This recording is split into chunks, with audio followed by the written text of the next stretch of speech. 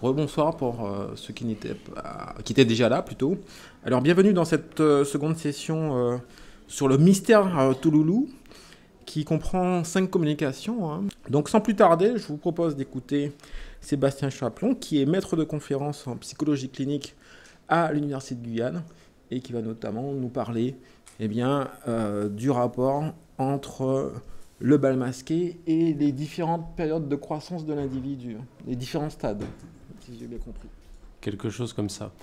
Bonsoir à toutes et à tous. Alors tout d'abord, merci à l'Université Paris 7 de cette invitation, de nous accueillir. Merci à Madame Bricou pour son chaleureux accueil et puis à Monique Blairal pour la confiance dont elle m'a témoigné en m'invitant. Alors oui, je vais un peu parler du développement de l'enfant, effectivement, mais je vais en parler pour mettre au travail quelque chose de central dans le carnaval de Guyane, le Touloulou, et la question du déguisement.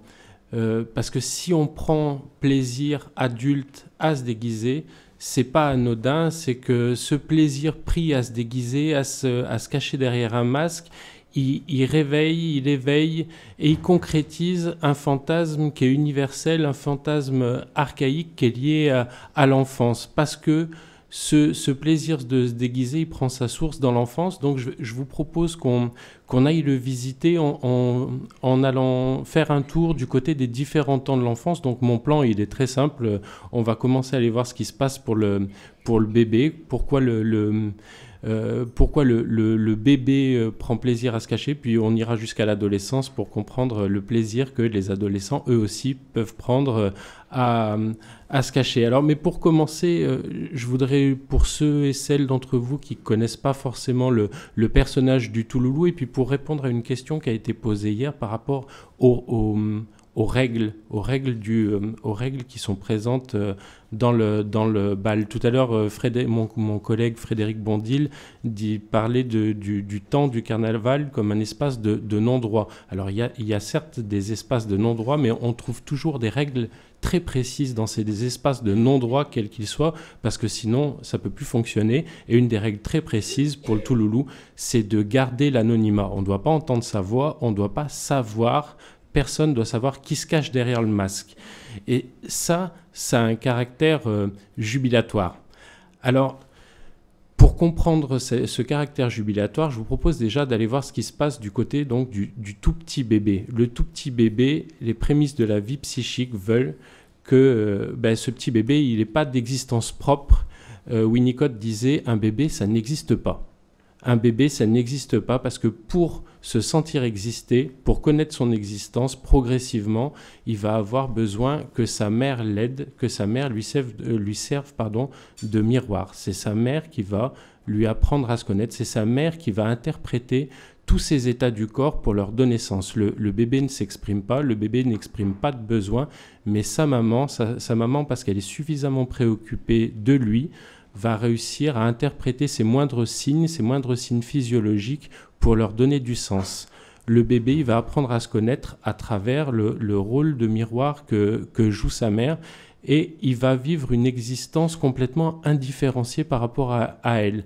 Elle et lui sont dans un état de fusion absolue qui conduit aussi à une confusion des identités. Le bébé ne sait pas qui il est indépendamment de sa mère, à tel point qu'on va remarquer que certains bébés angoissés sont en réalité les porte-symptômes de leur maman qui est angoissée. Le bébé est une forme d'éponge affective de sa mère. Alors, dans le mauvais sens, quand sa maman est angoissée, mais aussi dans le bon sens, quand elle est joyeuse et quand elle partage des joies avec lui, c'est très positif pour lui. Seulement, le bébé, il va grandir. Et quand il va grandir, il va avoir besoin progressivement de s'autonomiser par rapport à elle. Et cette autonomie, il va la trouver en s'opposant à son environnement. L'ex-bébé, l'enfant, vers 2 ans, 3 ans, je pense que vous avez déjà observé ça, il va s'opposer pour exister, notamment en disant non à tue-tête. Vous les avez vus, ces enfants qui répètent non pour un oui ou pour un non. Ils disent même non à des choses qu'ils adorent.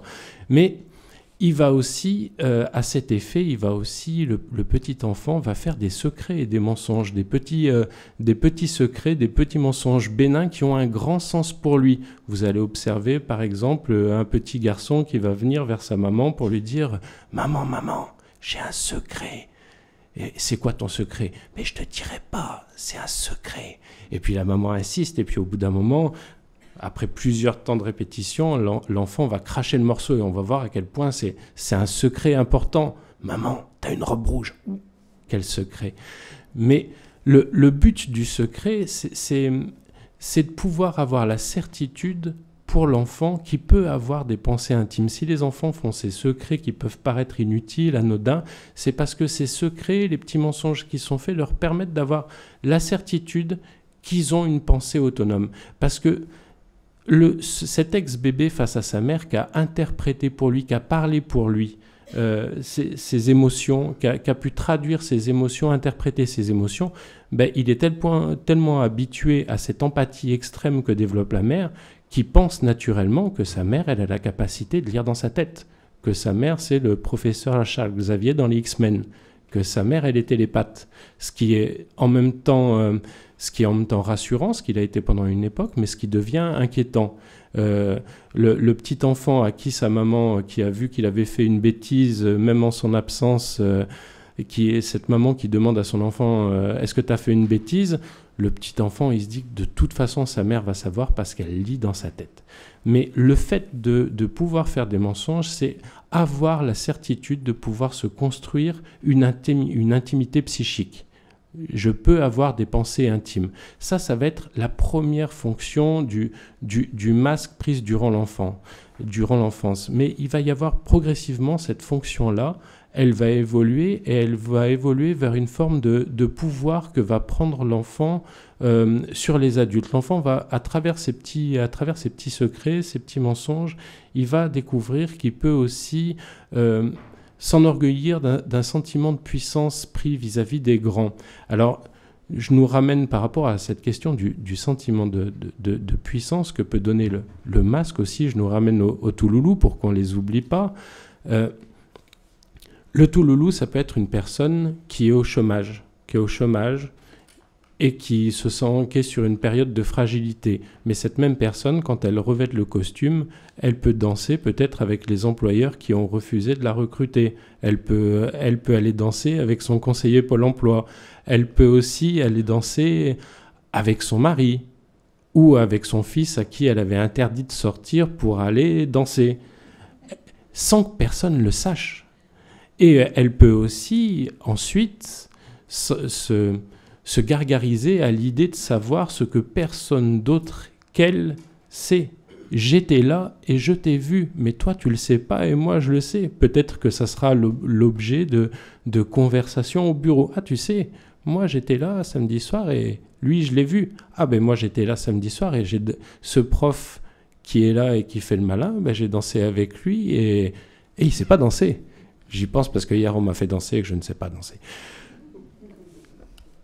En tout cas, il va y avoir cette capacité, le masque va donner un pouvoir, il va servir de contre-pouvoir. Et pour l'enfant qui a 4 ans, 5 ans, cette notion de contre-pouvoir, elle va être essentielle parce que l'enfant à cet âge-là va avoir le sentiment qu'il est écrasé par le savoir des grands. L'enfant vers 4 ans, 5 ans, c'est un enfant curieux qui découvre le monde, qui pose plein de questions. Vous savez pourquoi? Et pourquoi c'est comme ci? Et pourquoi c'est comme ça? L'enfant a plein de questions. Le problème qu'il rencontre, c'est que les adultes peuvent y répondre. Ils répondent souvent tout le temps avec beaucoup de facilité. Et ça crée une dissymétrie. C'est-à-dire que le Père Noël, c'est ses parents qui lui en ont parlé. C'est ses parents qui peuvent lui dire qu'il existe. Ses parents vont lui raconter comment tourne le monde. Et puis, parmi les choses qui font tourner le monde, il y a aussi la sexualité. Et l'enfant sent bien qu'il y a quelque chose de secret là derrière et quelque chose que les adultes ne veulent pas lui dire. L'enfant va se dire que les adultes lui font des secrets, que les adultes lui font des cachotteries. Et donc, du coup, lui, il va avoir besoin de sentir qu'il peut à son tour leur faire des cachotteries et il va avoir besoin d'éprouver le sentiment d'une prise de pouvoir. Et ça, pour ça, le secret et le mensonge vont avoir une grande efficacité parce qu'il n'y a que lui qui est au courant de la vérité, et cette vérité qui est je mens ou ce que je dis n'est pas vrai. Alors, je ne sais pas, hier j'ai pris beaucoup de retard dans ma communication, je vais essayer de ne pas faire de même aujourd'hui. Ça va.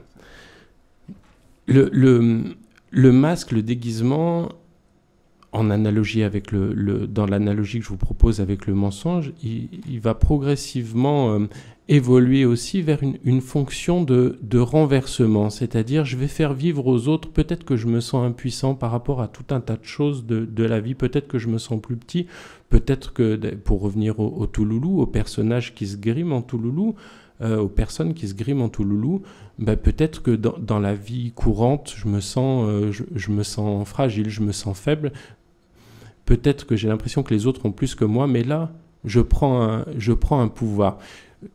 Et puis, par rapport à cette question du retournement, peut-être que... Alors, il y en a certains d'entre vous, apparemment beaucoup d'entre vous qui connaissent le Touloulou, sans doute que d'autres connaissent le Tololo. Alors, le Tololo, c'est les hommes, c'est une tradition plus récente, c'est les hommes qui, eux, se cachent et qui, eux, prennent le pouvoir. C'est eux qui choisissent de faire danser ou non les cavalières, et c'est eux qui ont ce masque et personne ne sait qui ils sont. Le Tololo, c'est une forme de revenge Touloulou. Mais parce que, généralement, les Tololos, c'est des cavaliers qui ont besoin aussi, à leur tour, de faire vivre aux autres cette énigme qui est derrière le masque. Le masque va aussi être derrière le masque, c'est aussi se donner la possibilité d'étudier l'autre comme derrière un miroir sans teint. Vous voyez le miroir sans teint, comment ça fonctionne. Quelqu'un croit qu'il est en train de se regarder dans le miroir, mais en fait derrière le miroir, il y a quelqu'un qui observe, ce qu'on voit souvent dans les films policiers.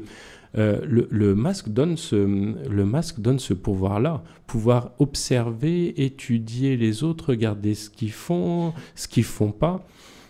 Et ça va être une fonction qui va être particulièrement utilisée, particulièrement jubilatoire durant l'adolescence. L'adolescence, c'est une période de grande fragilité psychique. C'est une période aussi où les sujets adolescents se demandent qui est l'autre pour moi ? Est-ce que mes parents m'aiment vraiment ? Est-ce que mes parents assurent ? Est-ce que les adultes autour de moi assurent ? On a souvent l'impression que les adolescents sont des jeunes personnes qui veulent se détacher. C'est beaucoup plus compliqué que ça. L'adolescent, il cherche à prendre une certaine distance avec les adultes, mais en même temps, il a besoin que les adultes restent attachés à lui. Et il a besoin d'avoir l'assurance que les adultes restent attachés à lui. Et pour ça, il va utiliser différents stratagèmes. Si vous connaissez le personnage de Jean-Claude Roman, c'est un monsieur qui a réussi l'exploit de se faire passer pendant 18 ans pour un médecin-chercheur à l'OMS alors qu'il n'avait pas réussi ses études de médecine. Jean-Claude Roman était un grand menteur. Il raconte dans son livre, Emmanuel Carrère, dans le livre qu'il a écrit en 1996 sur Jean-Claude Roman, raconte cette séquence qui semble avoir particulièrement touché Jean-Claude Roman, une séquence de l'adolescence. Jean-Claude Roman est en boîte de nuit avec des camarades à lui. Il a un réflexe qui peut paraître fou, mais on va en comprendre la logique. Il quitte la boîte, il va dehors, il s'arrache les habits, il se fracasse la tête dans des voitures, il revient, il se griffe, il s'automutile, il rentre en boîte de nuit, il raconte un gros mensonge à ses camarades, il leur explique qu'il était dehors, il s'est fait agresser, il s'est fait tabasser. Et ce qui a choqué Jean-Claude Roman, c'est que ses camarades l'ont regardé et fait « Ah bon ?» Et puis la soirée a continué. Ça avait choqué Jean-Claude Roman parce qu'il n'avait pas fait ce mensonge par hasard. Sa question, c'était est-ce que mes amis sont des vrais amis ou est-ce que, la question qu'on peut tous se poser, est-ce que c'est des vrais amis ou est-ce que c'est juste des connaissances de soirée ? Là, il a eu la réponse. Le mensonge va avoir cette fonction de pouvoir étudier le rapport qu'on a aux autres, et particulièrement à l'adolescence. Shakespeare parlait d'attraper la carpe de la vérité avec l'appât du mensonge. Moi, je me rappelle j'ai le souvenir d'une jeune patiente qui avait particulièrement utilisé ce stratagème, puisque ses parents l'avaient amenée en consultation parce qu'elle faisait des fugues gravissimes pour eux. Elle fuguait très très régulièrement. Et donc il s'inquiétait beaucoup. Les questions c'était est-ce qu'elle se drogue, est-ce qu'elle a une relation amoureuse, est-ce qu'elle va nous ramener un bébé, est-ce qu'elle se met pas en danger. Et puis au bout de beaucoup de séances, quand elle était suffisamment rassurée surtout par rapport à l'amour que ses parents lui portaient, elle a fini par avouer en rigolant que en fait c'était pas des vraies fugues, qu'elle se cachait dans un coin de la maison et qu'elle regardait tout ce qui se passait. Alors elle a vu passer les gendarmes, elle a vu passer tout le monde. C'était un moyen pour elle de pouvoir regarder ce qui se passait autour d'elle. Vous devinez que ses parents étaient très inquiets parce que ça déclenche beaucoup de fantasmes. C'est ce fantasme-là, et puis je vais terminer aujourd'hui, je serai plus court que ce que j'ai pu être long hier. D'un autre côté, le masque, le mensonge, le masque vont déclencher énormément de fantasmes chez ceux qui sont en face. Hier, un monsieur dans l'auditoire posait la question, mais est-ce que des fois, il n'y a pas de transgression? Est-ce que des fois, il n'y a pas des hommes qui se déguisent en Touloulou? Mais en tout cas, la réponse que je lui ai donnée, c'est qu'en tout cas, il y a beaucoup de cavaliers qui se demandent si en face d'eux, c'est bien une femme qui danse avec eux. De la même façon que le cavalier peut se demander est-ce que c'est ma fille? Est-ce que c'est ma collègue de bureau? Je racontais aussi cette anecdote hier où des collègues de travail sont venus voir une autre collègue en lui affirmant que c'était elle, le Touloulou avec qui ils avaient dansé. Je pense qu'ils éprouvaient beaucoup de fantasmes pour cette collègue et ils s'étaient persuadés que le Touloulou, ça devait être elle. Mais il va y avoir beaucoup de fantasmes déclenchés par le masque. Et comme ça, la légende veut, ceux qui connaîtront cette légende, veut chaque année qu'un cavalier ait eu un rapport sexuel avec un Touloulou et qu'après ce rapport, il soit rendu compte que c'était sa mère. La légende ne dit pas si c'est crever les yeux, comme Édipe, mais on voit en tout cas qu'il y a aussi... Il se passe des choses derrière le masque, dans la tête du Touloulou. Il y a des fantasmes universels qui animent ce jeu de masque, mais fantasmes qui sont aussi suscités à l'extérieur. Et je m'en arrêterai donc là aujourd'hui. Je vous remercie.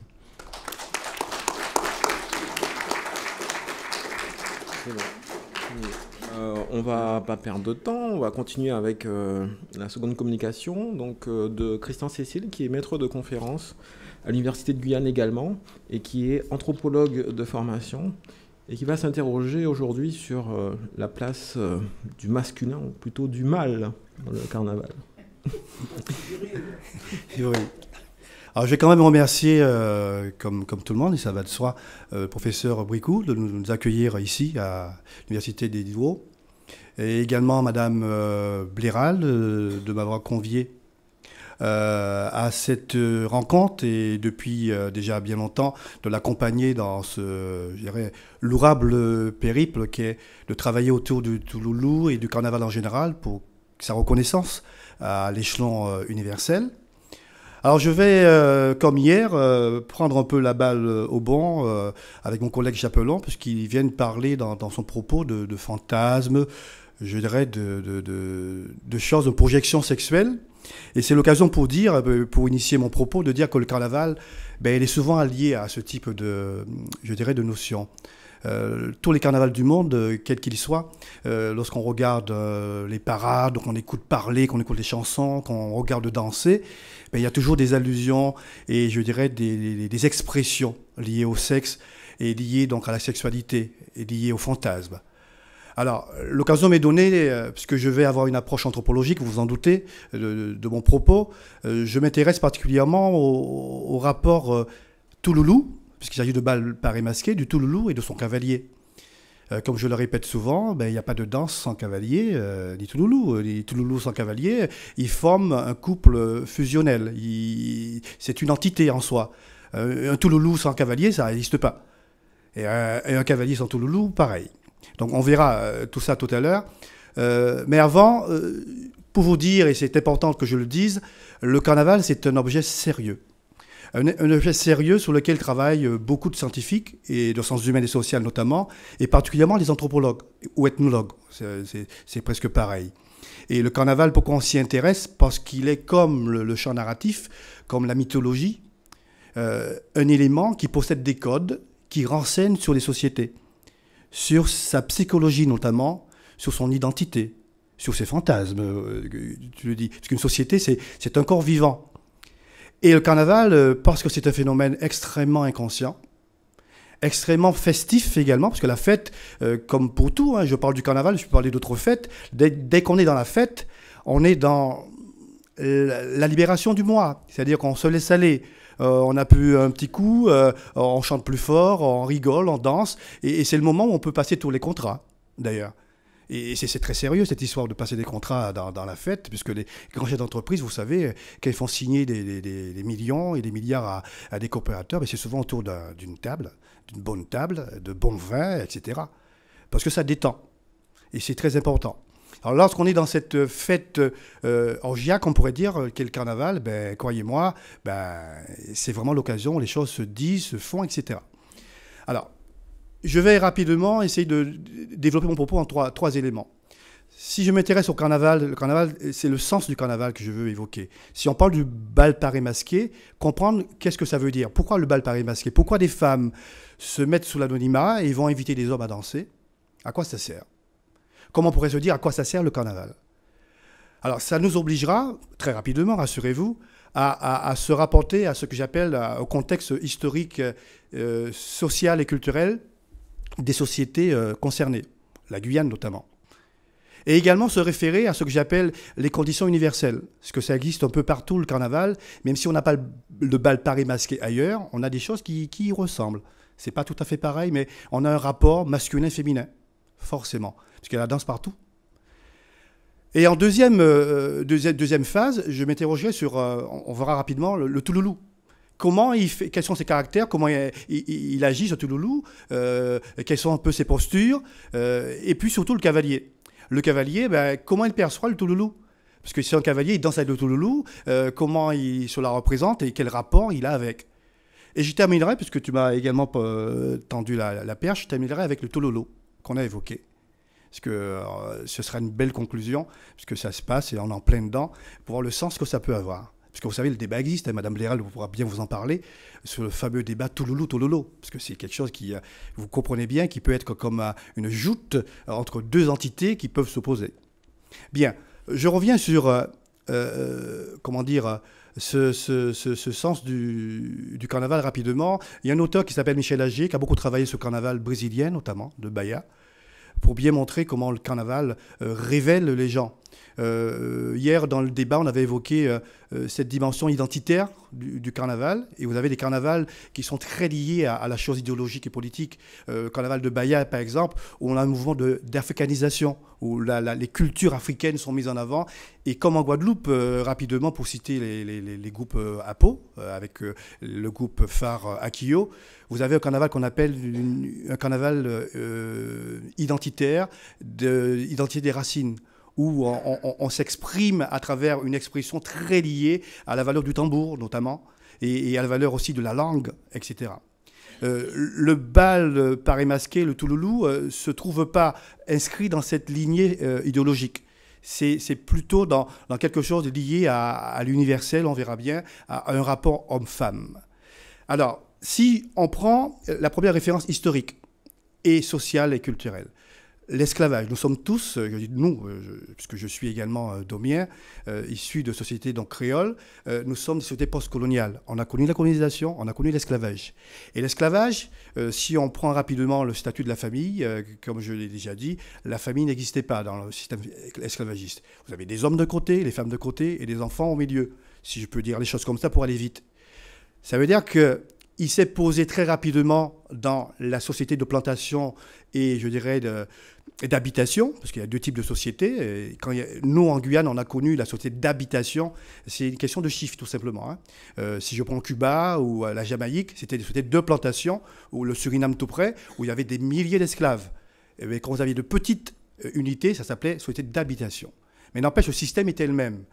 Et là, vous aviez donc une vie où des hommes et des femmes qui ont été donc déportés, mis en esclavage, n'avaient pas la possibilité d'avoir une vie familiale. Alors, je vais progresser rapidement.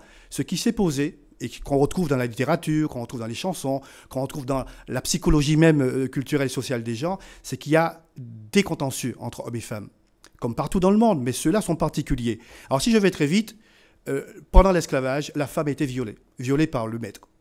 Parce que c'est mon objet, comme c'était édicté dans le Code noir, l'esclave est un objet, j'en fais ce que je veux, même si on le défendait. Donc je prenais comme je voulais. Et je violais, le maître violait, la femme était violée devant l'homme. Et consciemment, dans le discours symbolique, on rappelle la femme qui dit, certes que tu ne pouvais pas grand-chose, mais n'empêche, tu n'as rien fait. Et il y a donc alors dans le discours narratif, si on raconte des histoires qui sont racontées, mais la femme, racontée par l'homme en priorité, mais c'est une femme qui est nymphomane, qui adore le sexe, qui a tous les effets négatifs, qui est sorcière, etc.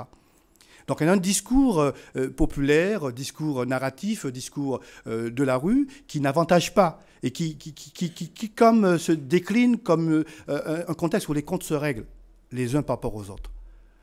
Alors, l'hypothèse qui est donc prise, c'est qu'il existe, avec le carnaval, ce rapport masculin-féminin, un positionnement où les choses peuvent se régler. Parce que nous sommes dans un milieu de l'imaginaire. Parce que le carnaval, ce n'est pas vraiment la vérité. Quand je me métamorphose, le masque qui a été mentionné ici, je mets un masque, je deviens un autre. Et parce que j'ai ce masque, je peux faire enfin ce que j'ai envie de faire. Alors, on est dans l'inversion, dans le bal paré masqué. La femme, sous l'anonymat, invite et choisit les hommes qu'elle souhaite, avec qui elle souhaite danser. Et c'est vraiment ce qui se passe. On est dans une espèce de conditions idéales où on peut vraiment choisir les hommes. Et tout à l'heure, M. Chapelot, mon collègue, évoquait donc, ses collègues qui avaient fantasmé sur une collègue. Et il dit, tiens, mais là, ou celle qui fantasme sur des hommes, eh bien, bingo, dans la soirée, il y a cet homme sur lequel je fantasme, je le prends, je danse avec. Quelque part, il y a quelque chose qui s'accomplit. Mais ce n'est pas vraiment la vérité, puisqu'il ne sait pas qui je suis. Mais n'empêche, je joue le jeu. Alors, je vais donc avancer pour arriver sur, d'autres questionnements. On a un autre aspect, je dirais, des conditions. Je parle des conditions historiques. Bon, j'ai parlé de l'esclavage, homme-femme, rapport. Le carnaval répond, et le système bal paré masqué qui met l'homme et la femme, je dirais, en coexistence, met en place, un questionnement universel. Et je reviens donc à la chose sexuelle. Un homme et une femme, naturellement, comme tous les animaux d'ailleurs, sont faits pour exister et pour créer et poursuivre. Donc la procréation, elle est induite par, je dirais, des systèmes très naturels. La libido, le plaisir, c'est ce qui permet donc ensuite d'avoir tout le cheminement et d'enfanter. Le plaisir, dans les systèmes culturels que nous avons élaborés, je parle des hommes particulièrement, plus que les animaux, voilà quelque chose qu'on distingue. La contraception faisant, on peut avoir du plaisir et ne jamais avoir d'enfant si on ne veut pas. N'empêche que le système naturel fait que ça passe par là. Les corps ont ce pouvoir de parler. Les corps ont ce pouvoir d'imposer des situations. Et la danse passe par là. Lorsque deux corps se rapprochent, lorsque des gestes sont faits, il y a donc des choses qui se passent. Ça veut dire que dans le monde entier, et depuis que le monde existe et les cultures se développent, les sociétés ont toujours eu ces difficultés à gérer l'objet sexuel. La loi de la prohibition de l'inceste existe dans toutes les sociétés. Elle est vue comme une loi naturelle. Elle est vécue ainsi. Et on a tout intérêt à la vivre ainsi. Mais elle reste malgré tout une loi culturelle. Lévi-Strauss nous le rappelle à juste titre. Mais n'empêche, cette gestion, je dirais, du sexuel est quelque chose de très délicat. Les cultures sont là pour le montrer. Avec, je dirais, la précocité déclarée à tel endroit, le droit de faire ci, de ne pas faire ça, d'attendre le mariage pour se marier ou pour avoir des enfants, etc. etc. On a toute une série de règles et d'interdits qui gèrent la chose sexuelle. Alors ça veut dire que le carnaval, comme le bal paré masqué en Guyane, mais comme les autres carnavals, arrive quelque part, et dans des hypothèses que nous posons, à régler de façon imaginaire cette question du sexe. Je ne vais pas évoquer d'autres personnages qui existent en Guyane, par exemple, mais je l'ai évoqué hier en parlant des Touloulou Sall, un type personnage libre qui fait ce qu'il veut.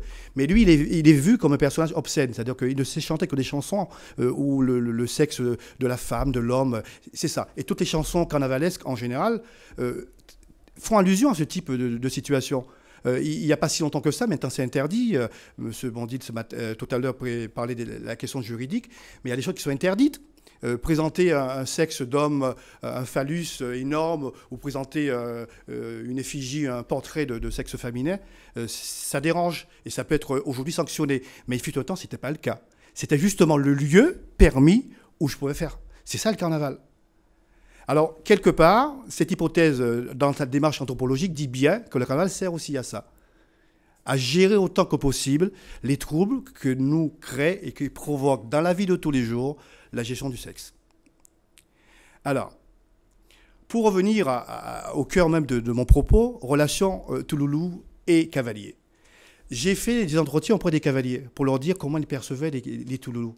Qu'est-ce que ça représente pour vous comme femme, comme représentation féminine? Alors, vous vous en doutez, c'est très facile de le deviner, parce que le cavalier étant, je dirais, la moitié du Touloulou, ben c'est la femme idéale, forcément. Il idéalise. Et l'idéalisation vient du fait que c'est une femme qui d'abord sait danser et qui est très jolie avec sa robe et son masque. Et alors, tout à l'heure, on aura une présentation faite par le créateur, M. Hort. Vous verrez donc ces modèles. Et c'est Touloulou qui vont défiler, vous allez voir. Elles sont jolies. Elles sont très belles. Elles sont belles pourquoi? Par leur costume, ça va de soi, par les couleurs qu'elles portent, mais surtout par la danse qu'elles abordent. Elles vont se déplacer, vous allez voir, avec une grâce complètement envoûtante. Mais elles sont belles surtout pour ça. Elles ne sont pas belles pour leur visage. Elles ont un masque. Alors le masque, il faut qu'il soit beau. Mais là encore, le questionnement est valable. Est-ce que c'est un masque vénitien forcément? Ou est-ce qu'un masque différent, comme c'était d'antan? Masqué, c'est quoi être masqué? Masqué, c'est être autre, tout simplement. Ne pas avoir le visage qu'on a. Donc, est-ce qu'il faut forcément avoir un masque vénitien? Pas sûr, pas sûr. La beauté que perçoit le cavalier, elle est avant tout intérieure. Elle est avant tout avancée par la danse et la grâce du loulou. Et je vous dirais que les cavaliers peuvent tomber amoureux. La question que j'ai posée, est-ce que ça vous arrive de tomber amoureux d'un touloulou? Ah oui. Alors, comment est-ce possible? Parce que le touloulou, ça change tout le temps. Vous connaissez le touloulou? Alors, j'ai eu des témoignages qui ont prouvé. C'est-à-dire que tout se passe par la danse. La danse, c'est-à-dire que le corps a ses empreintes. Lorsque vous dansez presque toujours de la même manière. Et que quelqu'un qui a dansé déjà avec vous peut se rappeler, peut dire, mais ça me rappelle quelque chose. Alors, s'il danse plusieurs fois, ben on peut dire, tiens, ça, j'ai déjà dansé avec cette personne. Et on peut prendre l'habitude. Ça peut se faire. Alors, attention, oui, il me reste 5 minutes, merci. Ah oui, c'est ça. Alors, c'est très donc, sérieux, c'est-à-dire que la relation que peut vivre un cavalier avec un touloulou peut vraiment exister. C'est-à-dire que je ne passe pas de touloulou en touloulou, je peux m'habituer à un touloulou, soit dans une soirée, j'ai remarqué sa robe, voilà, elle me remet à danser, c'est très bien. Parce que ça se passe ainsi, hein. Un touloulou peut dire, ce cavalier danse bien, je danse avec. Ah, danse bien, je reviens au touloulou, parce que le touloulou qui choisit aussi par la danse.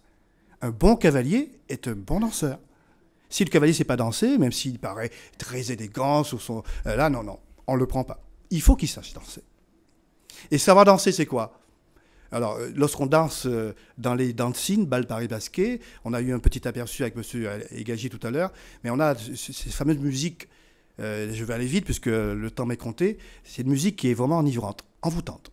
Et elle compte beaucoup dans l'existence du cavalier et du touloulou. Je peux vous dire, hein, même si vous n'êtes pas des touloulous ni des cavaliers et que vous avez la possibilité d'aller écouter cette musique dans ces dancing, vous allez vraiment être impressionné. Elle fait partie du jeu, la musique. Et le touloulou et le cavalier sont préparés à recevoir cette musique. Ils ont dans les codes. Et je peux vous dire, quand la musique s'arrête, tout s'arrête. C'est extrêmement ça. Je ne suis pas en train de fantasmer, de vous faire un décor. C'est comme ça se passe. La musique s'arrête, tout s'arrête. D'ailleurs, ça se passe comme ça dans la rue, carnaval de rue. Quand les groupes jouent, tout le monde danse. Dès qu'ils s'arrêtent, tout s'arrête. Monsieur Nicolas, tout à l'heure, dans son propos, parlait des voltigeurs qui sont interdits aujourd'hui. Mais les voltigeurs, la meilleure façon de les arrêter la musique, et ils s'arrêtent. Alors ça veut dire que cette musique, cette danse, participe à quelque chose de particulier. C'est-à-dire qu'il se passe entre un cavalier et un touloulou quelque chose de tout à fait magique, qui dure une soirée, ou peut-être pas. Ah oui, c'est ça aussi, je dirais, le côté distancié de l'anthropologue, c'est que le carnaval, c'est quelque chose qu'on ne maîtrise pas. On le décrit, mais le carnaval, chacun fait son carnaval, comme on dit. Et en tout cas, pour terminer, puisqu'il faut bien que je termine, Monsieur le Président, je terminais avec le tololo, parce que j'avais promis. Le tololo, c'est un phénomène beaucoup plus récent que le touloulou. C'est l'homme qui, tout d'un coup, va se mettre sous l'anonymat et va choisir des femmes pour danser. Sauf que lorsqu'on pose des questions, on dit, tiens, mais à quoi ça peut servir? Parce que sans masque, il fait d'habitude, sans carnaval, la vie de tous les jours, et partout, c'est souvent l'homme, culturellement parlant, qui invite les femmes à danser. Et parfois, il choisit. Parce qu'un homme qui ne veut pas aller inviter telle femme, il n'y va pas, tout simplement. Alors une femme qui va danser, rare, ça se fait aujourd'hui, hein, heureusement d'ailleurs, elle peut aller inviter, mais ça ne se faisait pas il y a très longtemps. Il faut qu'elle attende. Et si elle n'est jamais invitée, elle ne dansera pas. Tandis que l'homme peut aller inviter. Sauf que parfois, il peut aller inviter une femme qu'il a envie de faire danser, et puis cette femme dit non. Et d'ailleurs, c'est comme ça que les femmes avant, dans une soirée, arrivaient à équilibrer un peu les choses. Il y en a qui ne dansaient pas du tout avec certains hommes parce que, voilà, ils disent non, je ne veux pas danser. Alors, ça frustrait. On disait que c'était de la tapisserie. Alors, pour revenir au tololo, je termine, c'est que c'est un phénomène qui aujourd'hui prend de l'ampleur, puisque les femmes y vont, parce qu'on peut se dire que ça ne marcherait pas, mais ça fonctionne. Donc, il choisit les femmes. Donc, maintenant, le sens que ça peut avoir, je ne vais pas vous le donner, mais je peux déjà dire que ce n'est pas le même. On ne peut pas faire une analogie entre ce que ça peut signifier être un touloulou et être un tololo. C'est deux démarches différentes. Il n'empêche que ça unit les deux, hommes et femmes. Le cavalier et le touloulou forment un couple particulier, mais différent du couple touloulou, non plutôt tololo et cavalière. Voilà, je m'arrête. Merci de m'avoir écouté.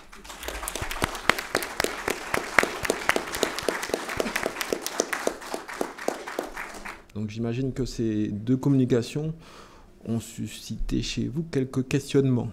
Est-ce que dans ce que vous avez appelé le mystère touloulou, il y aurait une dimension superstitieuse ou religieuse? Je pense notamment à compte tenu de la région, à des réminiscences du culte vaudou. Effectivement, le vaudou est une religion, parce qu'on l'appelle ainsi, c'est une véritable religion, qui concerne donc le contexte culturel et territorial de la Guyane, comme toute la Caraïbe. Le carnaval étant proche avec ses rituels, etc., vous avez dans le carnaval guyanais, comme dans la Caraïbe et même en Haïti, un carnaval qui existe. Le carnaval qui existe et qui se distingue très nettement de toute pratique vaudouisante. C'est-à-dire que c'est pas la même chose. Parce que le vaudou est une religion à part entière. Et le carnaval, comme l'a dit M. Nicolas, qui est issu et mis dans un calendrier chrétien, catholique pour l'occurrence, on parle du carnaval de chez nous, se distingue malgré tout de la pratique religieuse. C'est pas de la religion. Ça n'a rien à voir. N'empêche, dans, je dirais, l'explication, l'argument, on peut trouver des choses qui y ressemblent. Mais on est dans un jeu. Un jeu, le carnaval est avoué comme ça, un jeu. Il faut le considérer, le rituel, c'est ça. C'est un jeu, ce n'est pas vrai, c'est pas la vérité. Et la religion, c'est du sérieux. Et le vaudou que vous évoquez est une véritable religion, même si elle est stigmatisée malheureusement par certains, c'est une religion. Merci. Je voudrais vous interroger sur la musique dont vous avez souligné l'importance. Alors, je n'y connais absolument pas. En revanche, je suis un peu familier, pour y avoir été jadis, j'ai les cheveux blancs, avec le carnaval brésilien. Donc, voilà, le carnaval brésilien, on sait, il y a différentes écoles de samba, il y a un thème pour chaque, une batuca, une batterie, et puis une chanson que tout le monde prend en chœur quand il passe devant nous. Alors, qu'est-ce qu'il en est, grosso modo, des différences ou des similarités? Merci. Merci. Alors, rapidement, l'élément un peu qui fait ciment, je pourrais dire, c'est le tambour. Les musiques tambourinées chez nous, qui sont liées à l'esclavage, vous comprenez bien, forment un peu l'essence de nos musiques. Et les musiques des bals parés masqués sont des musiques orchestrales. contrairement aux musiques de carnaval de rue où il y a des tambours en majorité, mais là, elles sont orchestrales.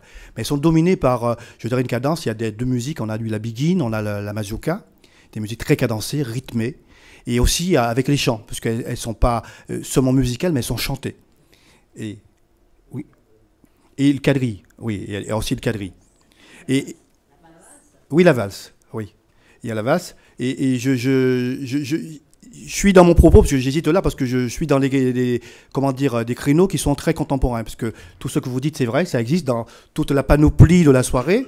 Mais les moments forts où je parlais de l'envoûtement, elle est faite par une musique qui est quand même bien cadencée, une mazurka ou autre chose, et qui peut donner lieu à un vidé, hein, parce que le vidé, c'est ça aussi, lorsqu'on a terminé la soirée, souvent on peut poursuivre dans la rue. Et cette musique-là, donc, c'est vraiment le tempo, je dirais, du tambour, comment dire, le sentiment. Hein, Monsieur Egalgi pourra mieux en parler que moi. Il y a quelque chose dans la musique et qui fait un peu le centre et qui fait que, un peu comme tout à l'heure, vous évoquez le vaudou, mais c'est vraiment un lien indirect qu'on peut faire, parce que le tempo donné comme ça, c'est une mesure qui est donnée volontairement avec autre chose, qui fait un moment où vous n'êtes plus vous-même. Donc, voilà. C'est vrai que cette musique-là, lorsqu'elle s'arrête, le corps s'arrête parce qu'il fonctionne avec. Voilà. Deux questions. Tout d'abord pour vous, oui, savoir finalement si dans le bal parade masqué, la femme ne s'est pas appropriée finalement une forme de pouvoir, si manifestement le féminisme a été créé bien avant le courant féministe mondial que nous connaissons. Est-ce que la femme guyanaise ne s'est pas approprié ce pouvoir déjà très tôt finalement, puisque ça remonte déjà bien avant le lancement du féminisme. Ensuite, pour votre prédécesseur, donc, qui a parlé du rôle de la mère qui manifestement donc, permet la distanciation donc, avec donc son enfant, son bébé ou quoi que ce soit.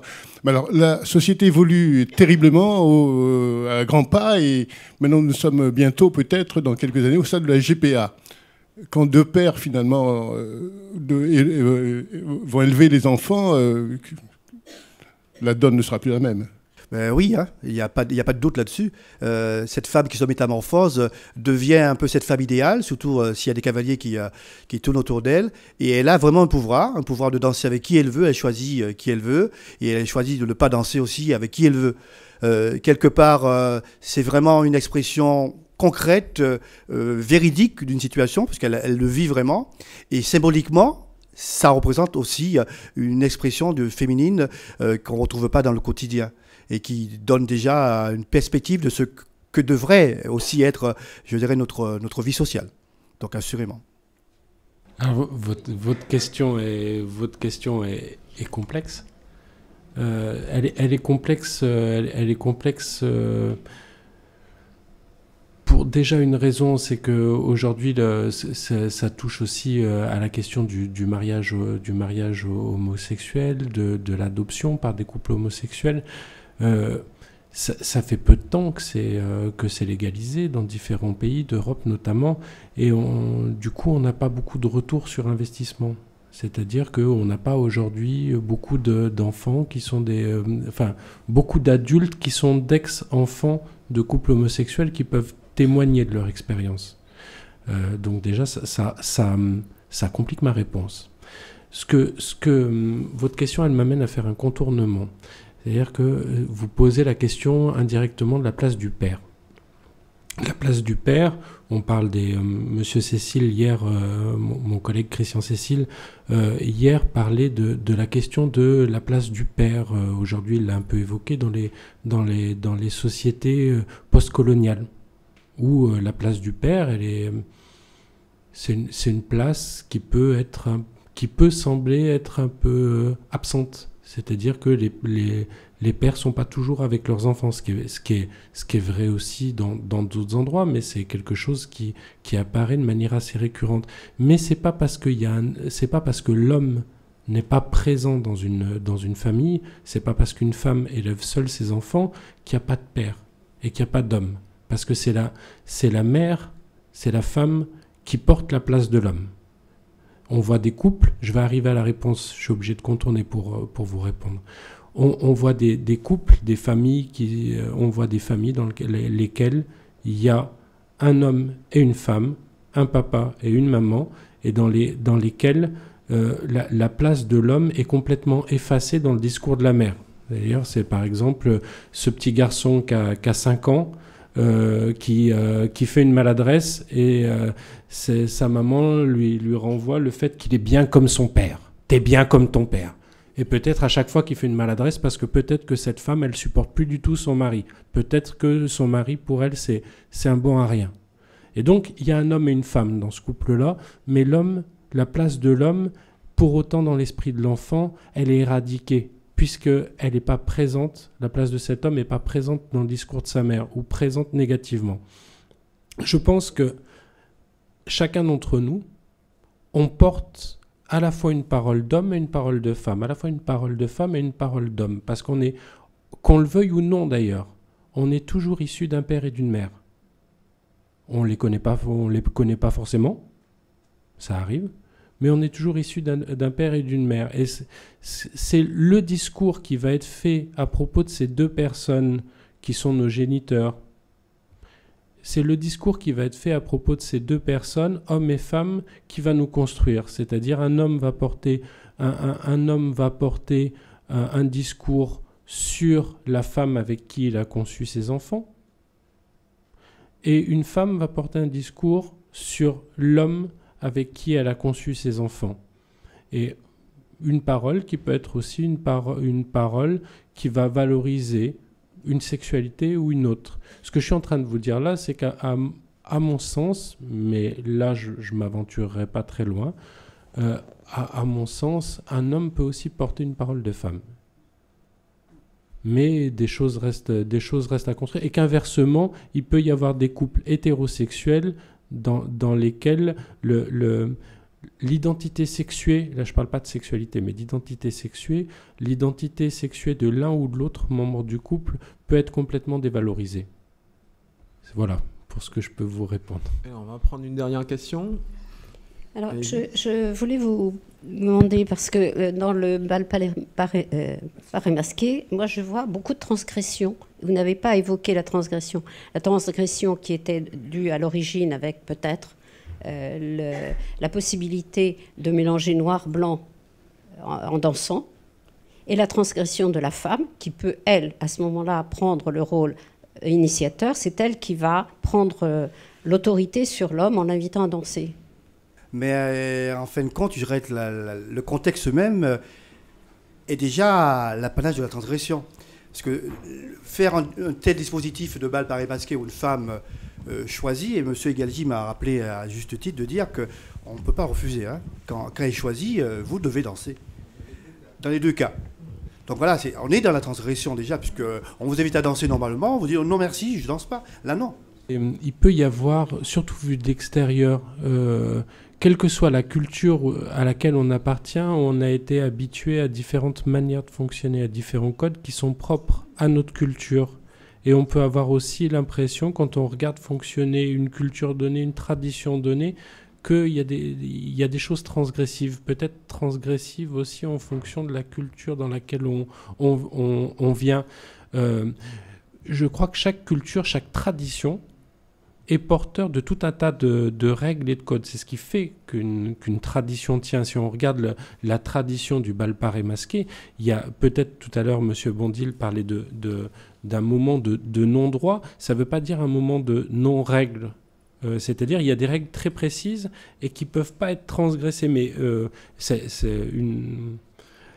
règles-là, elles sont insérées dans un temps qui est un temps de transgression et d'inversion des rôles. De tout temps, le temps du carnaval, c'est un temps de transgression. C'est les Saturnales, c'est des fêtes antiques. Les esclaves étaient servis par leur maître. Inversion totale. Les fêtes moyenâgeuses en Europe, les adolescents prenaient le pouvoir. Il va y avoir des temps de transgression, mais des temps de transgression qui sont, dans ce moment codifiés, régis par de nouvelles règles. Sans ces règles-là, ça ne va pas tenir. Je pense aussi, je tenais à vous répondre, parce que hier, il y a une dame, hier, il y a eu des danses qui ont été proposées, qui ont été animées, et il y a quelqu'un qui est passé, et qui faisait remarquer que non, cette danse-là, c'était trop sexuel. Pour la personne est tout de suite repartie. Je ne sais plus comment elle a dit ça, c'était trop sexuel.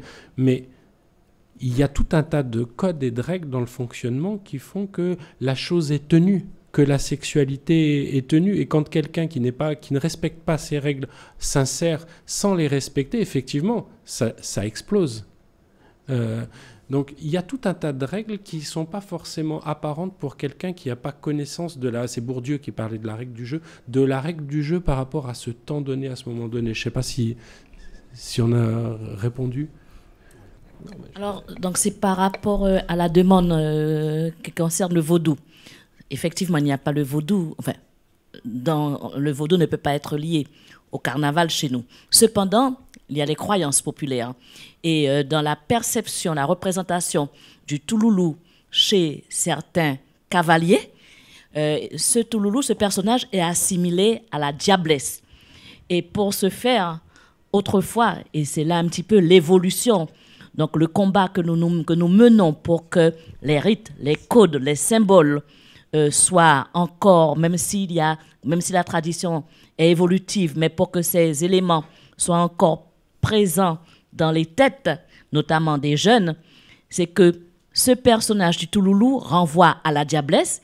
Et quand un cavalier pénétrait dans un dancing, et monsieur Egalji, ici présent, peut-être même pourra le préciser aussi, il soulevait la robe du Touloulou pour voir si il ne dansait pas avec vraiment une diablesse, si son pied n'était pas terminé en pied de bouc. Il y avait aussi dans les dancing des miroirs, ce qui permettait aux cavaliers, quand ils dansaient, de regarder donc, dans le miroir s'ils tenaient vraiment une femme ou si c'était un esprit. Et bon, là, il y a peut-être aussi un petit peu une réminiscence religieuse, puisque dans la religion, surtout peut-être chez les catholiques, on pense que le carnaval, le Touloulou, est assimilé au démon, au diable. Et même le mercredi des Cendres, autrefois, puisque c'est le dernier jour où il y a l'incinération du roi Vaval, où il est brûlé, l'évêque de Guyane, il était si offusqué parce que le matin, jusqu'à 5 heures du matin, donc du mercredi des Cendres, tout le monde dansait.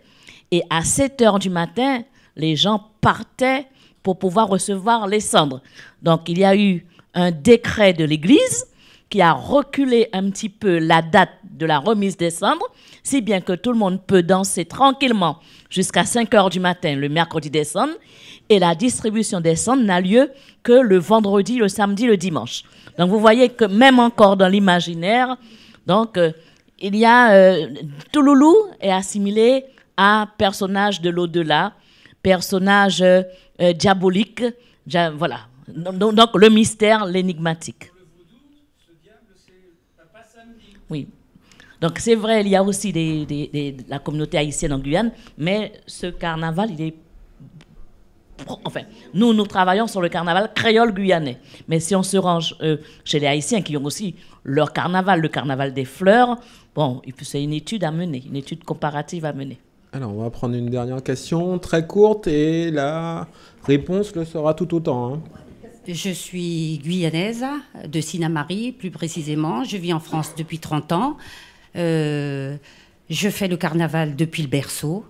Donc, en arrivant en France, on a continué à faire le carnaval. Carnaval de rue, carnaval de Paris masqué. Vous avez beaucoup insisté sur la fonction sexuelle là, du carnaval. Je rebondis là-dessus parce que il faut, dans le chemin que l'on mène pour mener le carnaval, le Touloulou, au patrimoine, il faut faire très attention. Il faut essayer de trouver aussi des gardiens de la tradition, parce qu'il y a beaucoup de dérives dans les bals Paris masqués. Et je pense ça serait bon de désigner des gardiens de la tradition, voilà, pour qu'il n'y ait pas trop de dérives. Voilà, c'est ce que je voulais préciser. Surtout par rapport à la fonction sexuelle du carnaval, qui ternit l'image du carnaval. Réponse courte. Tout à fait. Réponse courte, oui. Oui, j'allais faire allusion, puisque dans le hall, il y a un panneau, il y a les 10 commandements fait Madame Brachet, c'est ça?